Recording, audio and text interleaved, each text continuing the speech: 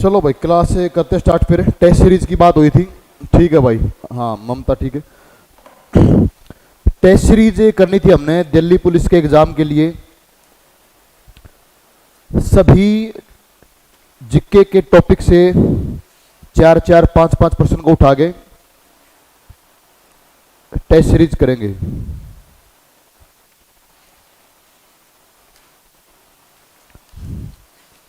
चलिए पहला प्रश्न है भाई आज का, जो फर्स्ट एक बार नोट कर लेंगे।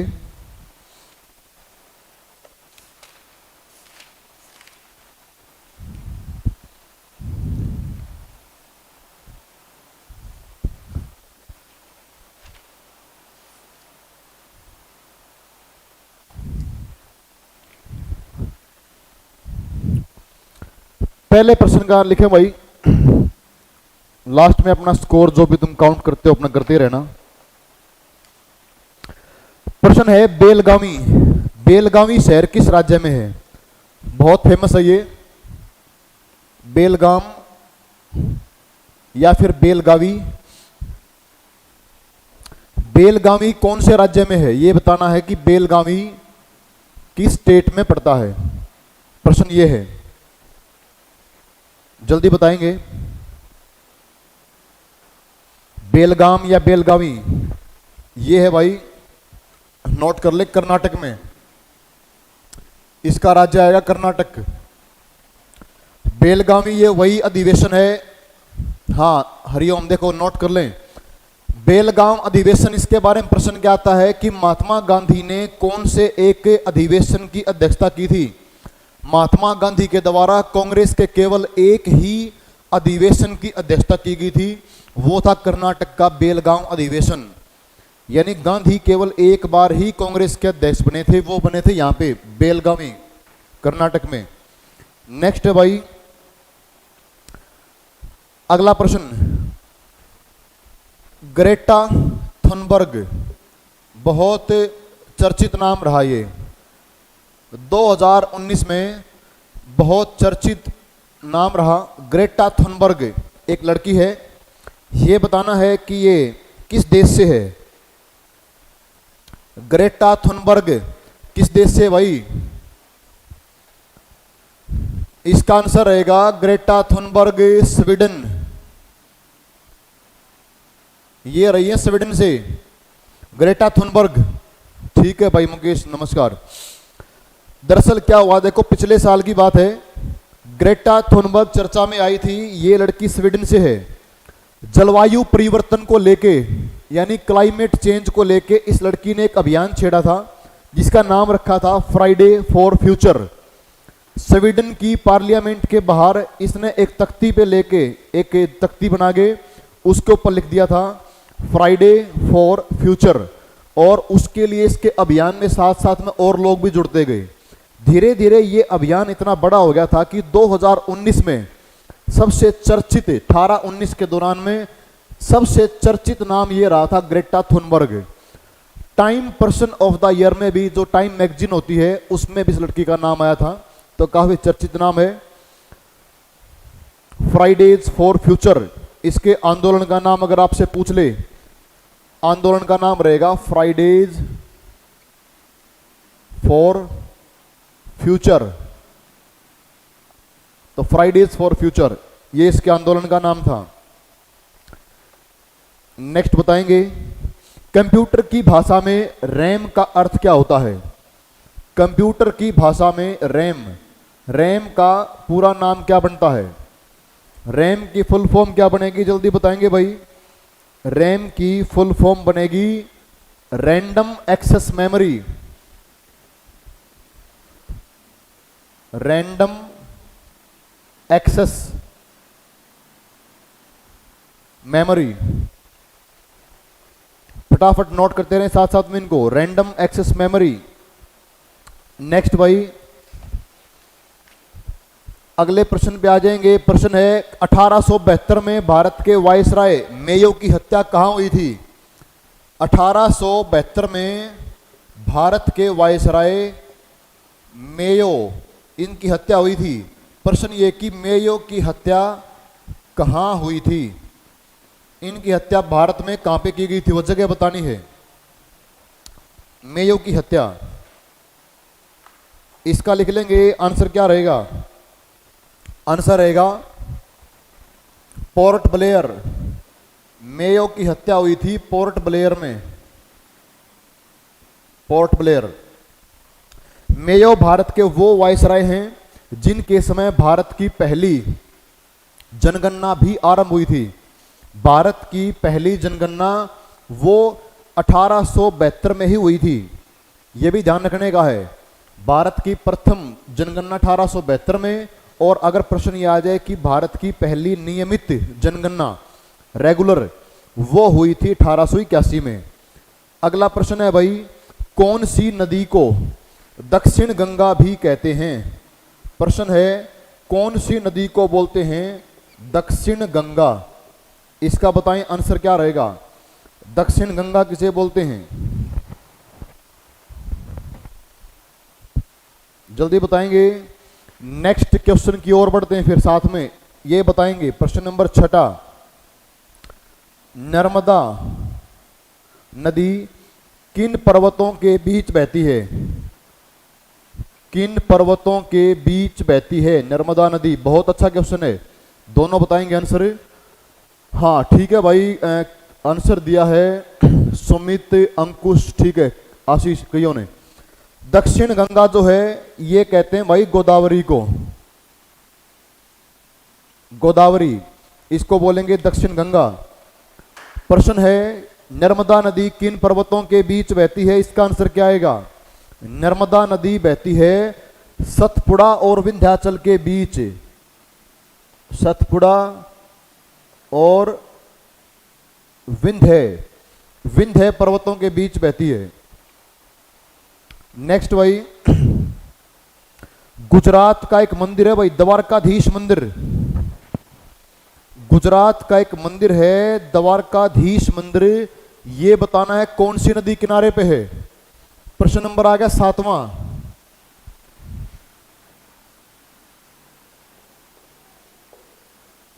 द्वारकाधीश मंदिर कौन सी नदी किनारे पे है? जल्दी बताएंगे। इसको जगत मंदिर भी कहते हैं, जगत मंदिर। द्वारकाधीश, ये वहां पे एक नदी है, छोटी नदी है, इसको बोलते हैं गोमती। वैसे गोमती एक और भी है भाई, उससे कंफ्यूजन नहीं करनी है। तो गोमती किनारे पे है। नेक्स्ट क्वेश्चन पे आ जाएं।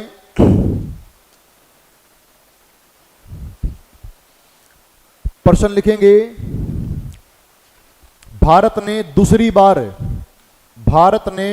दूसरी बार यानी पुरुषों के द्वारा आईसीसी क्रिकेट वर्ल्ड कप कब जीता गया? भारत की पुरुष टीम के द्वारा दूसरी बार आईसीसी क्रिकेट वर्ल्ड कप कब जीता गया? पहली बार जीत के आए थे 1983 में। प्रश्न ये है कि दूसरी बार कब जीता गया? 1983 में पहली बार था, अब बताना है कि दूसरी बार कब जीता गया था। इसका हाँ ठीक है, नोट कर लेंगे। आंसर क्या आएगा? 2011 का जो क्रिकेट वर्ल्ड कप था वो भी सही है भाई। सुमित, अंकुश, रोहित, ठीक है, 2011 क्रिकेट वर्ल्ड कप ये भी भारत के द्वारा ही जीता गया था।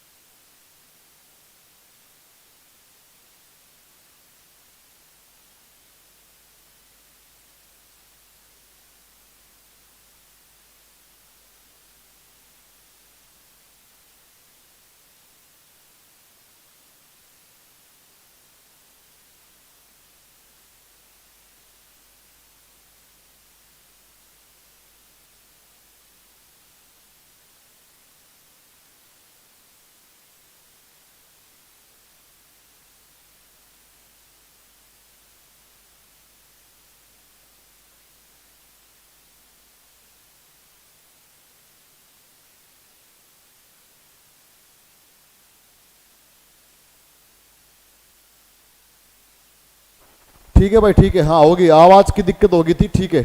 देखो, फूलों की घाटी राष्ट्रीय उद्यान कौन से राज्य में है? तैरता हुआ राष्ट्रीय उद्यान कौन से राज्य में है? आगे अब तो आवाज ठीक आ रही है, बिल्कुल सही है। फूलों की घाटी राष्ट्रीय उद्यान कहां पे है? उत्तराखंड, ये उत्तराखंड में है। अब तो आ गई भाई आवाज। तैरता हुआ राष्ट्रीय उद्यान, विश्व का एकमात्र तैरता हुआ राष्ट्रीय उद्यान कौन सा है? इसका राइट आंसर क्या रहेगा? केबुल, केबुल लामजो, केबुल लामजो, मणिपुर में ये विश्व का एकमात्र तैरता हुआ राष्ट्रीय उद्यान है। प्रश्न नंबर पे आ जाएं 11वां प्रश्न है, वर्तमान में भारत में कितने संघ राज्य हैं? संघ राज्य को इंग्लिश में कहते हैं यूटी, यूनियन टेरिटरी, इसको और भी कहते हैं केंद्र शासित प्रदेश। वर्तमान में भारत में यूटी कितने हैं? नेक्स्ट क्वेश्चन, प्रश्न नंबर 12। प्रश्न नंबर 12 है, जूनागढ़ को भारत में किस प्रकार शामिल किया गया था? जूनागढ़ रियासत थी कि आजादी के टाइम पे जूनागढ़ को किस प्रकार शामिल किया गया था? ठीक है, इसका उत्तर आ गया भाई अंकुश, रोहित, गौतम, सभी के आंसर आगे हैं। वर्तमान में यूटी कितने हैं? 8 यूटी हैं भाई। जिसने उत्तर दिया है 9, वो थोड़ा जान लेंगे। 9 पहले हुआ करते, अभी क्या कर दिया? 26 जनवरी 2020 से, सुन लेंगे ध्यान से, 26 जनवरी 2020 से दादर नगर हवेली और दमन व दीव को एक कर दिया गया है। यानी दादर नगर हवेली और दमन व दीव दोनों मिला दिए तो यानी एक ही बन गया ये। तो कुल मिला के 8 हैं फिलहाल में, इससे पहले 9 हो गए थे। ठीक है, अभी 8 हैं। अगला प्रश्न है कि जूनागढ़ को भारत में किस प्रकार शामिल किया गया? नहीं, विलय पत्र के द्वारा नहीं हुआ था, और कुछ था, जल्दी बताएंगे। अगले प्रश्न पे आते हैं भाई, प्रश्न नंबर 13। सिक्किम भारत का राज्य कब बना था? सिक्किम भारत में शामिल कब हुआ था भाई, ये बताएंगे। भारत में कब शामिल हुआ? जूनागढ़ किस प्रकार लिया गया? 2 प्रश्न अभी यहां पर। विलय पत्र के द्वारा नहीं लिया गया था, बताएं फटाफट। जूनागढ़ किस प्रकार लिया गया और सिक्किम भारत में कब शामिल हुआ? सिक्किम भारत में कब शामिल हुआ? नहीं, सिक्किम भारत में भाई देखो, नोट कर लेंगे, जूनागढ़ को मिलाया गया था जनमत संग्रह के द्वारा, जनमत के द्वारा जूनागढ़ को मिलाया गया जनमत संग्रह। हाँ, अब सही आंसर आए हैं मंजीत, मोनू, ठीक है, इनके राइट आंसर भी आए हैं, जनमत संग्रह के द्वारा। सिक्किम भारत में शामिल कब हुआ था, ये अभी तक आंसर नहीं आया था बच्चों का। 1975, 1975 में सुमित का ही राइट आंसर आया है, 1975 में शामिल हुआ था। चलो भाई अगले प्रश्न की ओर आते हैं। प्रश्न नंबर आ गया 14वां। पहला प्रश्न है, पहला फीफा वर्ल्ड कप कब हुआ था? पहला फीफा वर्ल्ड कप कब खेला गया था? फुटबॉल का पहला वर्ल्ड कप, जल्दी बताएंगे। तब तक यहां पे आगे कर ले इसमें नोट। फीफा वर्ल्ड कप पहला, अभी तक आंसर तो नहीं आया है, जल्दी बताएं भाई। प्रश्न नंबर है 15वां, जल्दी बताएंगे। 2019 में प्रश्न है, वर्ष 2019 में ऑस्ट्रेलियन ओपन का विजेता मेल कैटेगरी में कौन है? 2019 में ऑस्ट्रेलियन ओपन टेनिस की बात चल रही है। ऑस्ट्रेलियाई ओपन में मेल कैटेगरी का विजेता कौन है, ये बताएंगे जल्दी।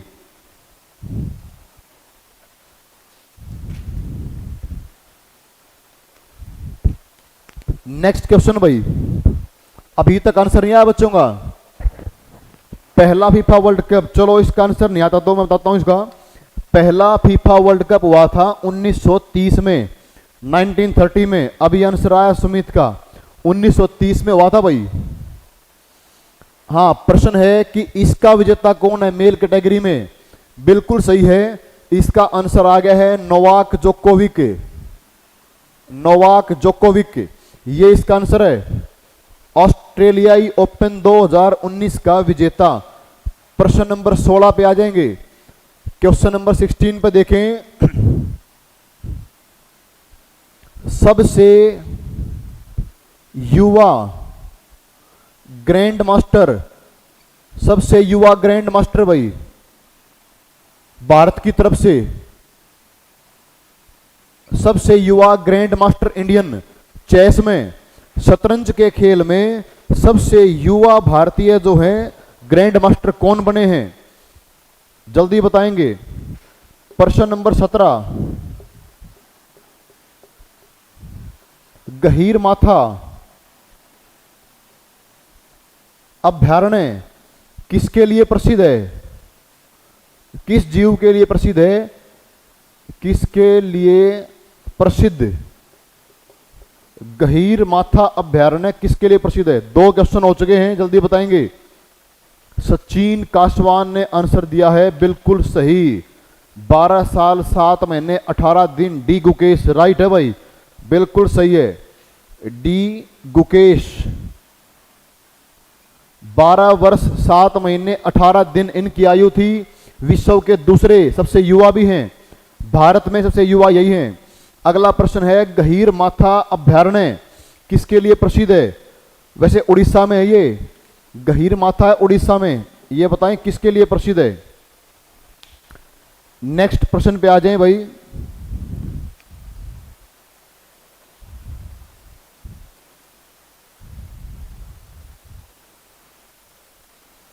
जल्दी बताएंगे।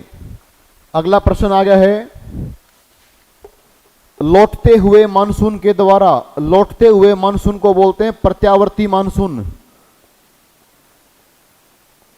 प्रत्यावर्ती मानसून के द्वारा सर्वाधिक वर्षा कहां होती है? प्रत्यावर्ती मानसून यानी लौटता हुआ मानसून, जब मानसून लौट के जाता भारत से तब भारत में सर्वाधिक वर्षा कहां पे करता है? ये प्रश्न 18वां, कई बार एग्जाम में आ चुका ये प्रत्यावर्ती मानसून वाला। प्रश्न नंबर 19वां भाई, प्रश्न नंबर 19वां है, एशियन डेवलपमेंट बैंक के हेडक्वार्टर्स कहां पे हैं? हाँ, बच्चों ने आंसर दिया तमिलनाडु। ठीक है भाई, चलो तमिलनाडु इसका आंसर मान लेते, लेकिन अभी तक इसका आंसर नहीं आया था, अब सुन लेंगे। इस प्रश्न का उत्तर क्या रहेगा? गहीर माथा किसके लिए प्रसिद्ध है? उड़ीसा में है, ये कछुए के लिए प्रसिद्ध है, कछुआ। ये भी जान लेंगे भाई, विश्व में सबसे बड़ा जो कछुए का अभ्यारण्य है, कछुआ भी कौन सा? ओलिव। यहां मिलता है ओलिव कछुआ, जिसको बोलते हैं ओलिव रिडले, ओलिव रिडले कछुआ, उसके लिए प्रसिद्ध है ये। और ये इस कछुए का विश्व का सबसे बड़ा अभ्यारण्य भी है। प्रश्न नेक्स्ट था, प्रत्यावर्ती मानसून के द्वारा भारत में सर्वाधिक वर्षा कहां होती है? इसका आंसर दिया है बच्चों ने तमिलनाडु, लेकिन एग्जैक्टली अगर तमिलनाडु के अंदर भी बात करें जो प्रॉपर तरीके से, उसको बोलते हैं भाई कोरोमंडल। तो सर्वाधिक वर्षा कोरोमंडल में होती है, और कोरोमंडल जो है ये तमिलनाडु के आसपास का भाग है। तमिलनाडु इसका आंसर हो सकता है, लेकिन प्रॉपर क्या रहेगा? कोरोमंडल में। इसका आंसर भी आ लिया है एशियाई विकास बैंक। इसके मुख्यालय कहां पे हैं? एशियाई विकास बैंक के मुख्यालय भाई मनीला, मनीला में, यानी फिलीपींस की राजधानी मनीला में इसके हेडक्वार्टर्स हैं। ठीक है, उसके बाद आ गया प्रश्न नंबर 20, नोट कर लेंगे इनको भी। 20वां प्रश्न क्या है? भारत में, प्रश्न नंबर है 20वां, भारत में या पूरे विश्व में शौचालय दिवस कब मनाया गया? टॉयलेट डे कब मनाते हैं? शौचालय दिवस कब मनाते हैं? प्रश्न नंबर 21, शौचालय दिवस कब मनाते हैं? नेक्स्ट भारत की सबसे लंबी झील कौन सी है? भारत की सबसे लंबी झील इंडिया की, जल्दी बताएंगे। 2 प्रश्न हो चुके हैं। टॉयलेट डे कब मनाते हैं और भारत की सबसे लंबी झील कौन सी है? ठीक है, सचिन का आंसर आ गया है। टॉयलेट डे मनाते हैं भाई 19 नवंबर। ये तो ठीक है, 19 नवंबर राइट आंसर है। लंबी झील कौन सी है? अंकुश का भी ठीक है। चलो प्रश्न नंबर 22वां, तब तक इसका आंसर देंगे। सबसे लंबी झील कौन सी है? इसका आंसर अभी तक नहीं आया है। 22 जल्दी बताएंगे। तब तक आते हैं 22वें प्रश्न की तरफ। जम्मू कश्मीर में आर्टिकल 370 के साथ, आर्टिकल 370 के साथ और कौन सा अनुच्छेद हटाया गया? आर्टिकल 370 के साथ और कौन सा अनुच्छेद जो है वो खत्म किया गया, ये बताएंगे। 370 के साथ और कौन सा अनुच्छेद खत्म किया गया? 2 आर्टिकल हटाए गए थे, एक ये, एक और भी था, उसका नाम बताएंगे। लंबी झील वाले का उत्तर नहीं आया भाई बच्चों का, ठीक है, इसका देता हूं आंसर। लंबी झील, लंबी झील का नाम है वेम्बानड। वेम्बानड झील केरल में है। वेम्बानड झील है भाई केरल में। और आर्टिकल वाले का उत्तर आया है, ठीक है, एक का आंसर आया, बढ़िया। सचिन का उत्तर आया 35A, ये सही है। आर्टिकल 35A ये भी जम्मू कश्मीर पे लागू था। 370 और 35A, ठीक है, दोनों। 35A में क्या था? जम्मू कश्मीर की विधानसभा को, यानी वहां की असेंबली को ये राइट था कि जम्मू कश्मीर का स्थायी निवासी किसको माना जाए, किसको नहीं माना जाए। नेक्स्ट है भाई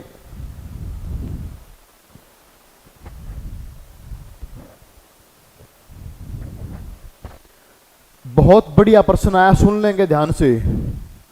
क्वेश्चन ये है कि एक विकेट कीपर, क्रिकेट में जो विकेट कीपर है उसका हेलमेट जमीन पे रखा हुआ है। प्रश्न है इसके बारे में, हेलमेट के बारे में, कि एक विकेट कीपर का हेलमेट जमीन पे रखा हुआ है और बल्लेबाज ने शॉट मारा और शॉट से निकली बॉल हेलमेट पे जाके लगी, तो ऐसा होने पे बैटिंग टीम को कितने रन दिए जाएंगे? सुनने के ध्यान से, फिर से बोल रहा हूं। विकेट कीपर जो होता है, विकेट कीपर का हेलमेट जमीन पे रखा हुआ है, बल्लेबाज ने शॉट मारा, बॉल हेलमेट पे लगी और रुक गई। उसके बाद ये बताएं कि बैटिंग टीम को कितने रन दिए जाएंगे? हेलमेट पे लगने के कारण कितने रन बैटिंग टीम को मिलेंगे? ये भी प्रश्न आया हुआ है, बहुत अच्छा क्वेश्चन है, बताएं जल्दी। क्रिकेट से काफी अच्छा क्वेश्चन आया भाई। तो सुमित शर्मा, रोहित, इनके आंसर आए। एक ने कहा 5 रन, एक ने कहा 4 रन। चलो तब तक वो देखें, इसके बारे में करेंगे बात। अगले प्रश्न पे आते हैं। चमेरा, चमेरा ये एक प्रोजेक्ट है, नोट कर लेंगे। चमेरा हाइड्रो इलेक्ट्रिक प्रोजेक्ट, बताऊंगा इसके बारे में बाद में। चमेरा हाइड्रो इलेक्ट्रिक प्रोजेक्ट कौन से स्टेट में है, ये बताना, कौन से राज्य में। हेलमेट वाले का आंसर आएगा 5 रन। सुमित ठीक था भाई, हेलमेट वाले का आंसर आएगा 5 रन दिए जाएंगे, बैटिंग टीम को 5 रन मिलेंगे। अगला प्रश्न है, चमेरा हाइड्रो इलेक्ट्रिक प्रोजेक्ट कौन से राज्य में है?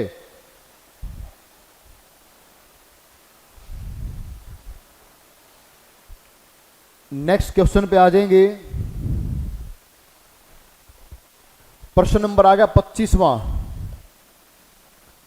वेलोड्रम, वेलोड्रम पे कौन सा खेल खेला जाता है? वेलोड्रम पर कौन सा खेल खेलते हैं, ये प्रश्न है। वेलोड्रम पे कौन सा गेम खेलते हैं? ये उसके खेल का जो होता है ना परिसर, गेम परिसर का नाम है ये, बताएं जल्दी, इस पे कौन सा गेम खेलते हैं? चमेरा भाई गुजरात में नहीं है, इसका देता हूं आंसर में। चमेरा वाले का आंसर क्या रहेगा? हाँ इसका तो आ गया, ठीक है, वेलोड्रम पे करते हैं साइकिलिंग, ये तो आंसर ठीक है, आ गया बच्चों का। वेलोड्रम पे साइकिलिंग करते हैं, साइकिलिंग। लेकिन चमेरा ये है भाई हिमाचल प्रदेश में, चमेरा प्रोजेक्ट हिमाचल प्रदेश में है। अगले प्रश्न पे आएंगे, मेघदूत की रचना किसने की थी? प्रश्न नंबर आ गया 26वां। मेघदूत पुस्तक का नाम है मेघदूत, इसकी रचना किसने की थी? मेघदूत पुस्तक के राइटर कौन थे? फटाफट से बताएंगे मेघदूत के इसके राइटर कौन थे। और उसके बाद अगले, हाँ अगले में आ जाए भाई, प्रश्न नंबर 27वां। ठीक है, सचिन का आंसर आया है, मेघदूत की रचना करी थी कालिदास ने। मेघदूत इसकी रचना की थी कालिदास। प्रश्न नंबर 27वां, 27वां प्रश्न है भाई, इसको नोट करेंगे।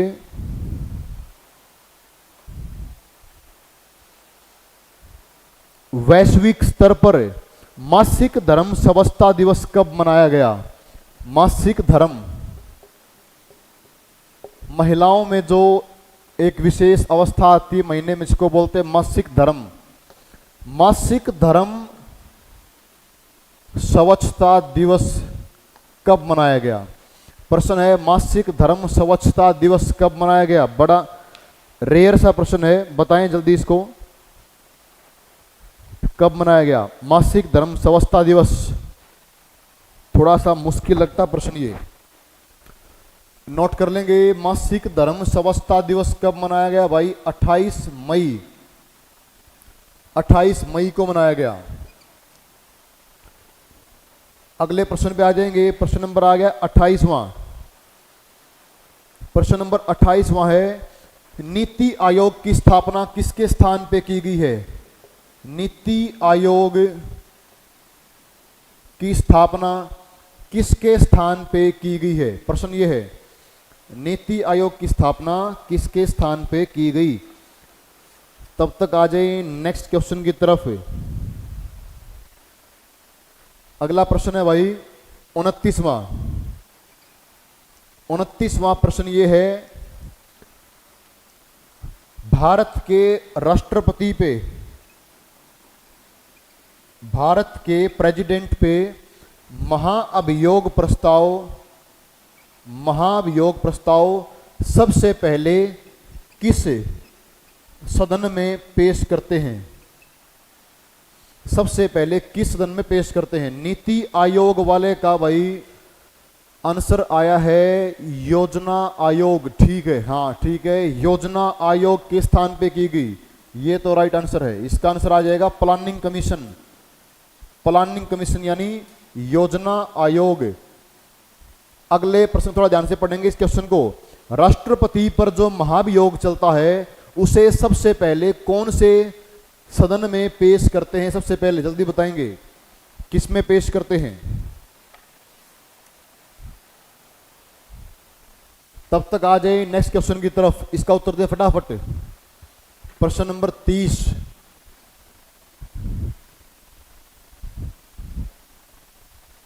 आंसर नहीं आया भाई, इसका गलत आए। एक बच्चे का आंसर आया लोकसभा, लेकिन ये गलत है। राष्ट्रपति पर महाभियोग के प्रस्ताव को सबसे पहले किसी में भी पेश कर सकते हैं, चाहे तो राज्यसभा चाहे लोकसभा, किसी में भी पेश कर सकते हैं। ईदर हाउस, मर्जी है, ईदर हाउस में पेश करें, लोकसभा या फिर राज्यसभा। नेक्स्ट जो क्वेश्चन है हमारा 30वां प्रश्न है, युद्ध आक्रमण, इसके आधार पे आपातकाल किस अनुच्छेद के तहत लग सकता है? आपातकाल के लिए अनुच्छेद कौन सा है? आर्टिकल। युद्ध आक्रमण आदि के आधार पर, युद्ध आक्रमण आदि के आधार पर आपातकाल कौन से अनुच्छेद के तहत लग सकता है?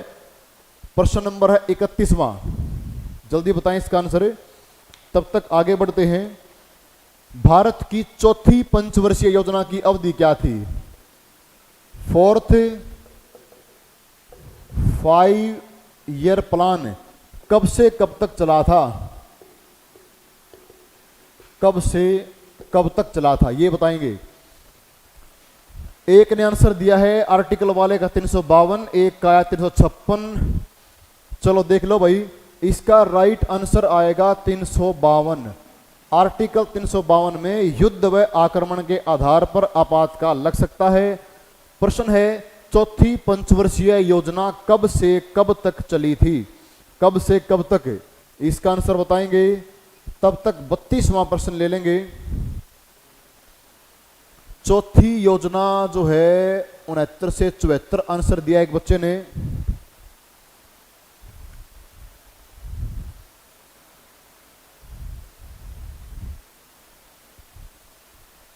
जल्दी बताएं भाई। 69 से 74, 69 से 74 ये आंसर आ रहे फटाफट। देख लो इसका आंसर क्या रहेगा। जिसको योजनाएं नहीं कर रखी उसको मैंने पढ़ा भी रखी, वैसे पहले क्लास को देख लेगा। पहली योजना आई थी 1951 से 56, दूसरी आई थी 1956 से 61, तीसरी आई थी 1961 से 66, उसके बाद 3 साल का गैप आया था, फिर जाके चौथी आई थी 1969 से 74। जिसने ये आंसर दिया वो राइट है। चौथी योजना कब आई है? 1969 से 74, ये टाइम रहेगा 69 से 74 के टाइम पे। सही है भाई। अगले प्रश्न पे आ जाएंगे। प्रश्न नंबर है 32वां। 32वां प्रश्न है, ये बताएंगे मनरेगा प्रोजेक्ट कब आया था? मनरेगा प्रोजेक्ट जो है ये कब आया था, किस समय? मनरेगा प्रोजेक्ट क्या है? Mahatma Gandhi national rural employment guarantee act. फिर से बोलता हूं, Mahatma Gandhi national rural employment guarantee act. ये बताएंगे कि मनरेगा जो है कब आया था। प्रश्न नंबर 33, प्रश्न नंबर 33 ये बताएंगे। नहीं भाई अंकुश 2004 में नहीं आया था, थोड़ा फिर देखो एक बार। 4 में नहीं था ये, 4 में नहीं था, एक बार फिर से देखें। 2 में भी नहीं था, फिर चेक करो। अगला क्वेश्चन है जीडीपी। जब जीडीपी में हम जोड़ देते हैं एक्स और माइनस कर देते हैं एम, विदेशों से कमाई गई आय को घटाते हैं, भारतीयों द्वारा कमाई गई आय को जोड़ते हैं, तो उसके बाद हमारे पास क्या फार्मूला निकल के आता है? जब जीडीपी में एक्स को जोड़ देते हैं, एम को घटा देते हैं, तो उसके बाद हमारे पास क्या बनता है ये बताएंगे। 2 क्वेश्चन आपके पेंडिंग है, 32वां और 33वां। प्रश्न नंबर आ गया भाई 34वां, ये बताएंगे 34वां।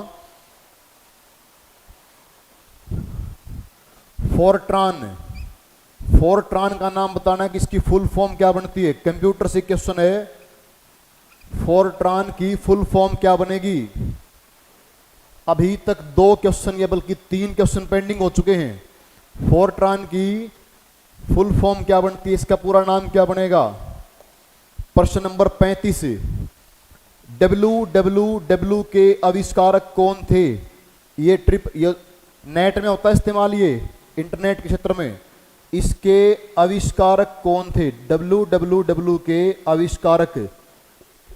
3 प्रश्न पेंडिंग हो चुके, जल्दी बताएंगे।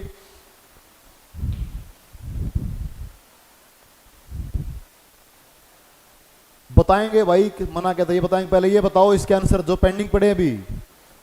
मनोज का भी आंसर गलत है।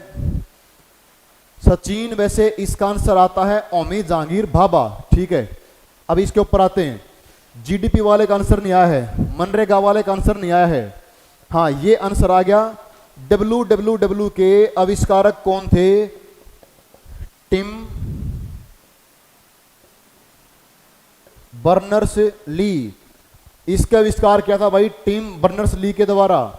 ये भी आंसर आज सचिन का आ चुका है। फोरट्रान, फोरट्रान का मतलब होता है formula translation, formula translation. GDP वाले का उत्तर भी नहीं आया है। जीडीपी वाले का आंसर क्या रहेगा, इसमें आएगा GNP. GNP gross national product. जब जीडीपी में यानी हमारी कुल आय में हम उस इनकम को जोड़ दें जो हमने कमाई है विदेशों में जाके, और उसमें से वो घटा दें जो विदेशियों ने कमाई थी भारत में आके, तो फॉर्मूला क्या बनता है, जीएनपी ग्रॉस नेशनल प्रोडक्ट। और अभी एक का तो आंसर आया ही नहीं है, मनरेगा। मनरेगा प्रोजेक्ट, जल्दी बताएं भाई, क्लास का टाइम भी हो गया है, फटाफट उत्तर दें वरना फिर इसका आंसर कर लेना फिर। चलो ठीक है, सोचना इसके बारे में, मनरेगा स्कीम, मनरेगा प्रोजेक्ट कब आया था। चलो ठीक है भाई, क्लास में इतना ही है। नमस्कार, धन्यवाद।